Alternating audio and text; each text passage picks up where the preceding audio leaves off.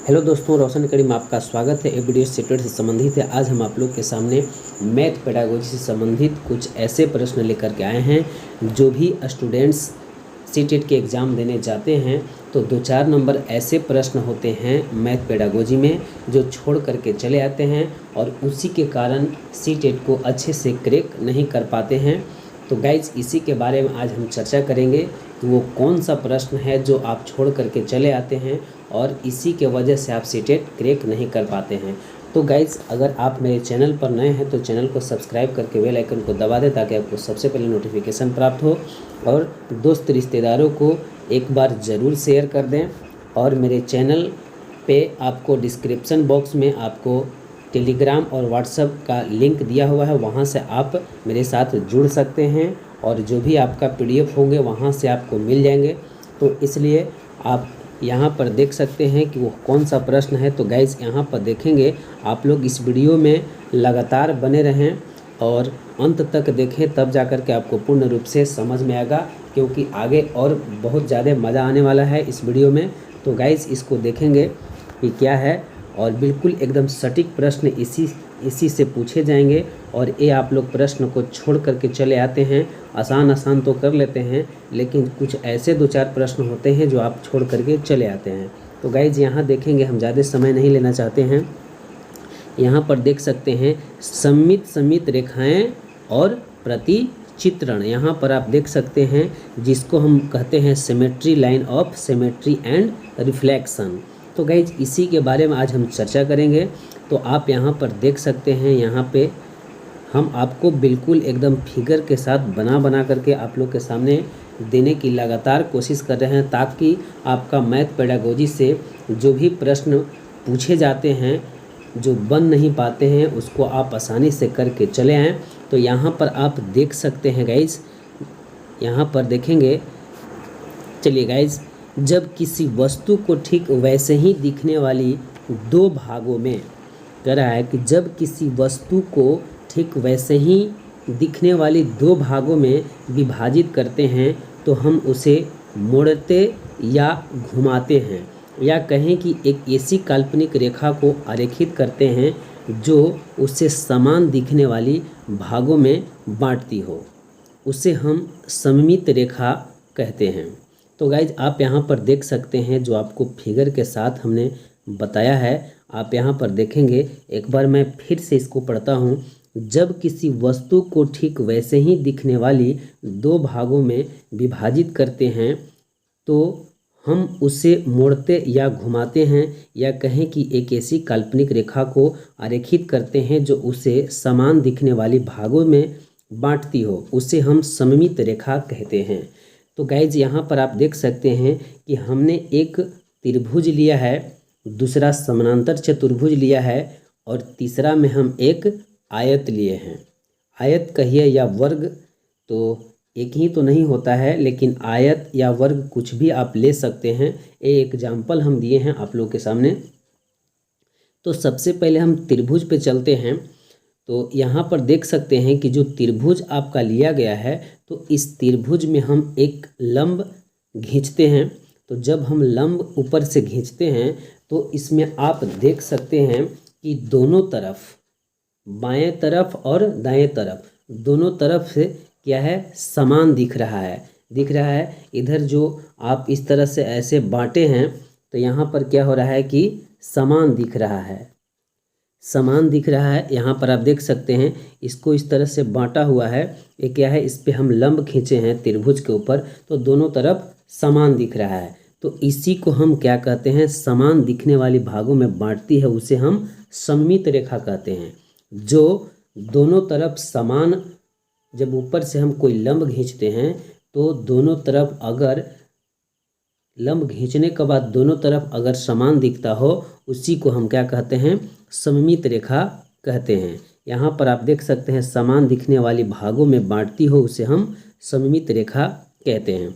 Guys इसके बाद आप देखेंगे समानांतर चतुर्भुज में इसी तरह से है। जैसे हम एक इस तरफ से ऐसे और एक इस तरफ से ऐसे, जिसको हम क्षैतिज रेखा कह सकते हैं, जो क्षैतिज रेखा के रूप में हम खींच सकते हैं एक लाइन। तो जब क्षैतिज रेखा में हम लाइन को खींचेंगे तो आप देख सकते हैं कि ऊपर के भाग वैसे ही दिखाई दे रहा है जैसे नीचे के भाग है। इसके बाद आपका जिस तरह से बगल के भाग दिखाई दे रहा है उसी तरह से इस बगल के भाग आपको दिखाई दे रहे हैं। तो गाइज यही इसमें करा है कि जो समान दिखने वाली भाग होते हैं वो भागों को बांटे तो हम सममित रेखा कहते हैं।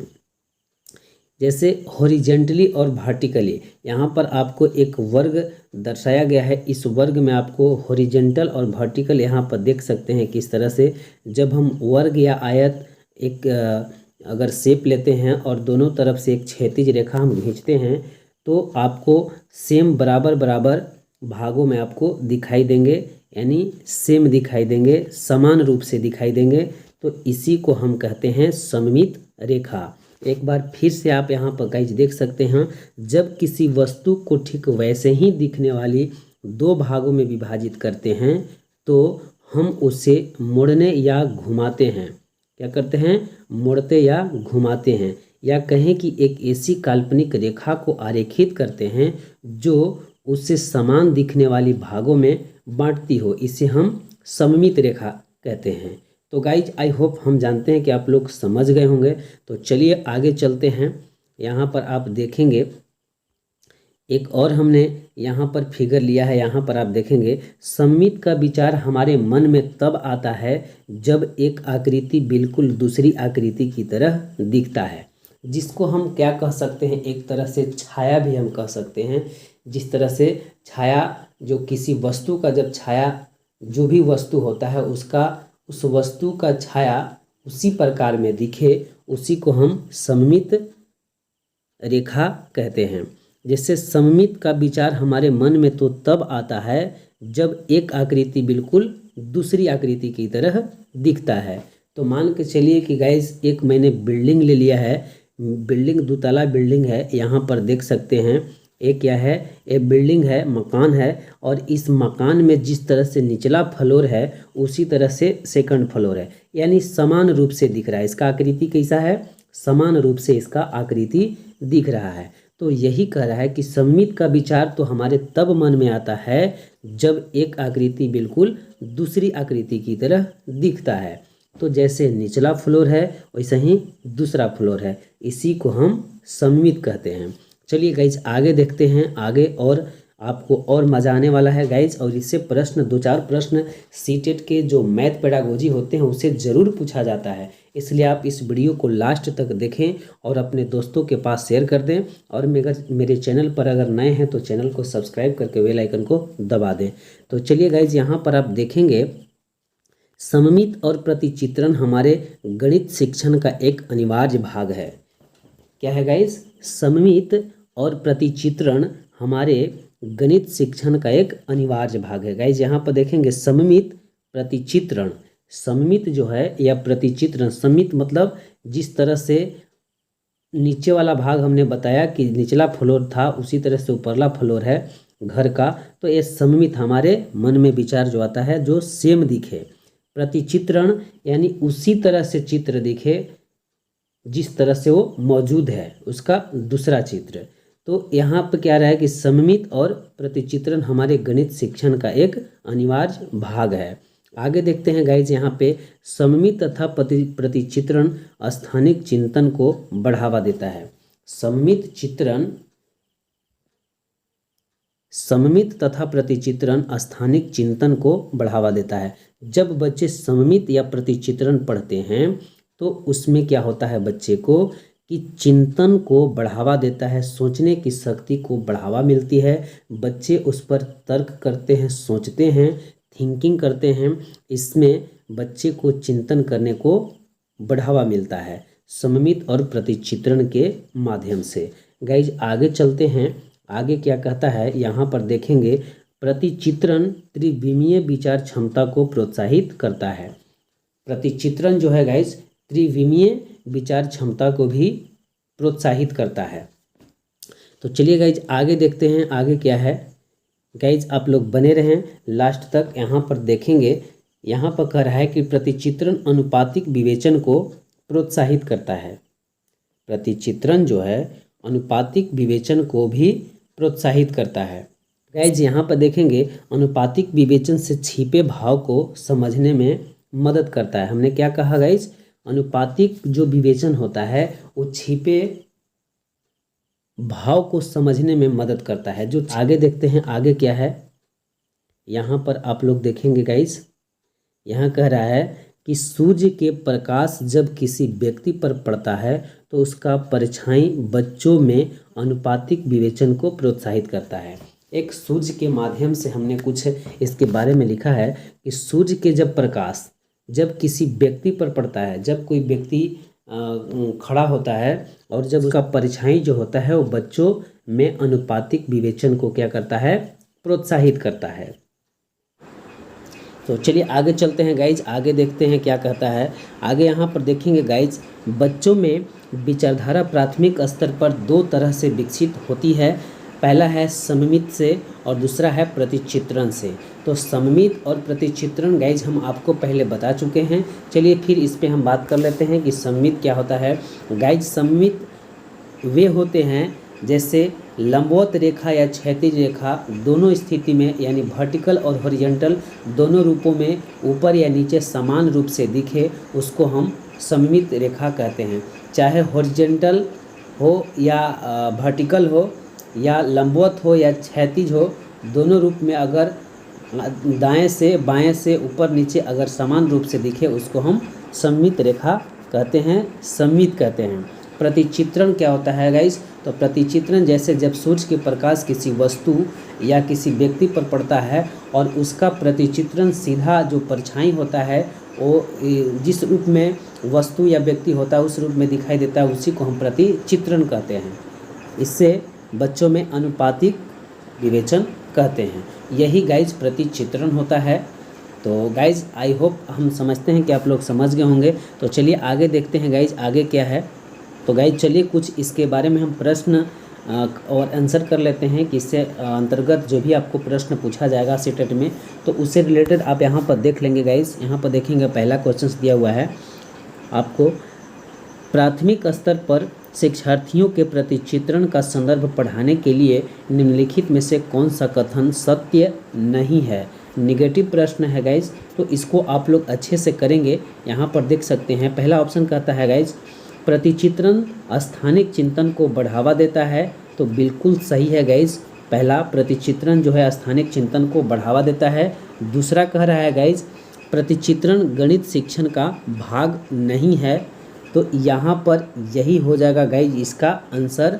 प्राथमिक स्तर पर शिक्षार्थियों को प्रतिचित्रण का संदर्भ पढ़ाने के लिए कौन सा भाग नहीं, कौन सा भाग सत्य नहीं है, तो यही हो जाएगा आपका दूसरा, प्रतिचित्रण गणित शिक्षण का भाग नहीं है, जो कि प्रतिचित्रण गणित शिक्षण का भाग है। तो गाइज यही आपका आंसर हो जाएगा दूसरा। इसके बाद कह रहा है गाइज तीसरा के प्रतिचित्रण अनुपातिक विवेचन को प्रोत्साहित करता है। गाइज यही भी बिल्कुल सही है। चौथा कह रहा है कि प्रतिचित्रण का गणित के कई विषयों के साथ समाकलन किया जाता है। तो गाइज ये भी सही है कि प्रतिचित्रण को गणित के कई विषयों के साथ समाकलन किया जाता है। चलिए आगे देखते हैं आगे क्या है। दूसरा प्रश्न देखेंगे गाइज, यहाँ पर दूसरा प्रश्न कह रहा है कि गणित के प्राथमिक पाठ्यक्रम में प्रतिचित्रण का परिचय देने का मुख्य प्रयोजन है। गणित के प्राथमिक पाठ्यक्रम में प्रतिचित्रण, यहाँ पर देखेंगे गाइज, प्रतिचित्रण का परिचय देने का मुख्य प्रयोजन है। पहला, त्रिविम विचार क्षमता को प्रोत्साहित देना। दूसरा, अनुपातिक विवेचन को प्रोत्साहित देना।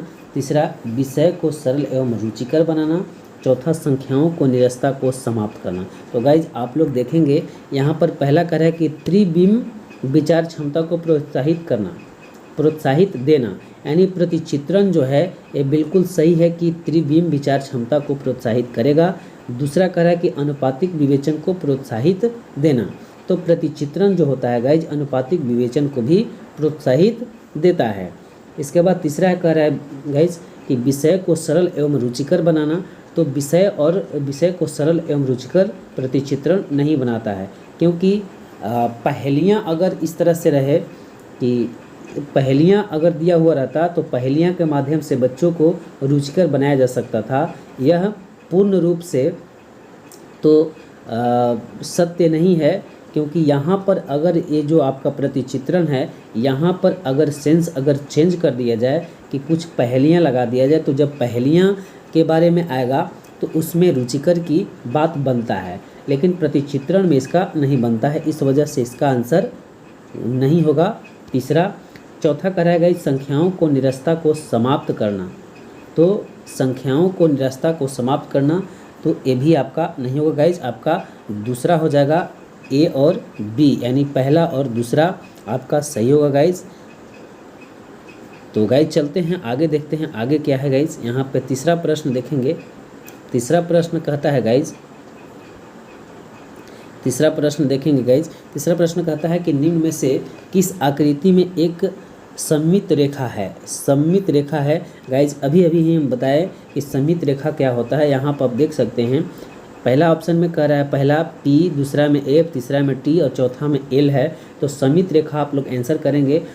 आई होप हम समझते हैं कि आप लोग समझ गए होंगे कि इस तरह से सममित रेखा होते हैं। इस तरह से प्रश्न आएंगे तो आप किसी भी तरह से सीटेट में अच्छे से अच्छे करके आएंगे गाइस। तो यहाँ पर देख सकते हैं सममित रेखा यानी दो बराबर भागों में या लंबवत रूप हो या क्षैतिज रूप हो, दोनों चाहे ऊपर या नीचे दोनों बराबर भाग में दिखे तो उसी को हम सममित कहते हैं। जैसे P को हम इस तरह से अगर बांटे तो ये इसमें जिस तरफ से हॉरिजेंटल दिखाई दे रहा है उस तरह से वर्टिकल नहीं दिखाई दे रहे हैं। जिस तरह से इधर दाएं तरफ दिखाई दे रहे हैं उस तरफ से बाएं तरफ नहीं दिखाई दे रहे हैं, इस वजह से P नहीं होगा। F पे हम चलते हैं तो F पे अगर लंबवत हम खींचते हैं तो जिस तरफ दाहिने दिखाई दे रहा है उस तरफ से बाएं नहीं दिखाई दे रहा है, जिस तरह से ऊपर दिखाई दे रहा है उस तरह से नीचे नहीं दिखाई दे रहा है, ना हॉरिजेंटल दिखाई दे रहा है ना वर्टिकल दिखाई दे रहा है, यानी ना लंबवत और ना क्षैतिज, दोनों रूप में भी नहीं दिखाई दे रहा है। टी में गाइस चलते हैं तो टी का हम ऊपर से बांटते हैं तो बिल्कुल जिस तरह से बाएं से दिखाई दे रहा है उसी तरफ से दाहिने से दिखाई दे रहा है गाइस। तो ये इसमें क्या हो जाएगा, यह सममित रेखा है।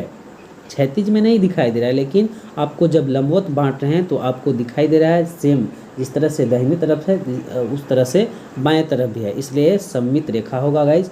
एल में नहीं होगा, एल क्योंकि ऊपर से अगर बांटते हैं तो जिस तरह से आपको दाहिने दिखाई दे रहा है उस तरह से आपके बाएं तरफ नहीं दिखाई दे रहे हैं। तो गाइज इस तरह से हम सममित रेखा से रिलेटेड जो भी प्रश्न आएंगे आसानी से कर लेंगे गाइज। तो यहाँ पर आपका आंसर हो जाएगा तीसरा के टी, क्योंकि सममित रेखा दोनों तरफ बराबर बराबर भागों में एक जैसे दिखते हैं।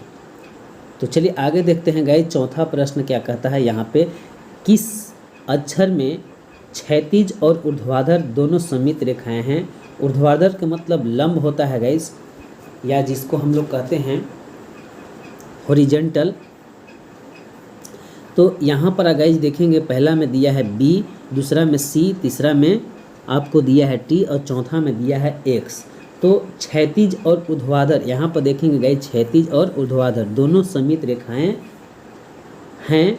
तो इसमें कौन सा है, दोनों में सममित क्षैतिज और ऊर्ध्वाधर दोनों सममित रेखाएं हैं, तो इसको बताना है कि कौन सा ऑप्शन में होगा। तो गाइज आपका बी में तो होगा नहीं, क्योंकि अगर हम बी को ऊपर से ऐसे और ऐसे हम बांटते हैं क्षैतिज और ऊर्ध्वाधर में, तो गाइज ये आपका नहीं होता है, क्योंकि दोनों तरफ सेम नहीं दिखाई, ना दाएं तरफ ना बाएं तरफ, ना ऊपर ना नीचे, दोनों तरफ सेम आपको नहीं दिखाई दे रहा है। उसी प्रकार गाइज सी है, अगर सी को हम लेते हैं ऊपर से नीचे और इस तरह से बांटते हैं तो जिस तरह से ऊपर है उस तरह से नीचे गाइज नहीं दिखाई दे रहे हैं, इस वजह से आपका सी भी नहीं होगा। अगर टी को हम लेते हैं गाइज, टी को इसमें लेते हैं तो हम लंबवत खींचते हैं, तो क्योंकि इसमें दोनों कहा जा रहा है, क्षैतिज और ऊर्ध्वाधर दोनों, लंबवत और माने हॉरिजेंटली और वर्टिकली दोनों, यानी क्षैतिज रूप से होना चाहिए, दोनों रूप तरह से होना चाहिए। तो गाइज इस रूप में अगर हम बांटते हैं इसको गाइज, तो ऐसे, तो ये भी आपको जिस तरफ से दाएं बाएं दिखाई दे रहा है दोनों सेम नहीं है, ना ऊपर ना नीचे, तो ये भी आपका क्षैतिज और ऊर्ध्वाधर दोनों सममित रेखाएं नहीं होगा। आपको कौन होगा गाइज, एक्स होगा। एक्स आपका बिल्कुल सही होगा, क्योंकि ऊपर से बांटे तो भी और इधर यानी हॉरिजेंटली या वर्टिकली बांटे तो भी आपका जिस तरह से ऊपर दिखाई दे रहा है उसी तरह से नीचे भी दिखाई दे रहा है, जिस तरह से आपका बाएं दिखाई दे रहा है उसी तरह से आपको दाएं दिखाई दे रहा है, इसलिए आपका एक्स आंसर हो जाएगा। दोनों सममित रेखाएं हैं, क्षैतिज और ऊर्ध्वाधर दोनों एक्स हो जाएगा आपका आंसर। तो गाइज़ आई होप हम समझते हैं कि आप लोग पूर्ण रूप से समझ गए होंगे। तो यह वीडियो कैसा लगा आप लोग कमेंट बॉक्स में लिखेंगे, और मेरे चैनल पर नए हैं तो चैनल को सब्सक्राइब करें और बेल आइकन को दबा दें ताकि आपको सबसे पहले नोटिफिकेशन प्राप्त हो। और मेरे टेलीग्राम और व्हाट्सएप से जुड़ने के लिए आपको वीडियो के डिस्क्रिप्शन बॉक्स में आपको लिंक दिया हुआ है, आप वहां से जा कर के आप जुड़ सकते हैं। चलिए गाइस, यह वीडियो देखने के लिए धन्यवाद। जय हिंद, जय भारत। फिर हम अगले वीडियो में मिलेंगे।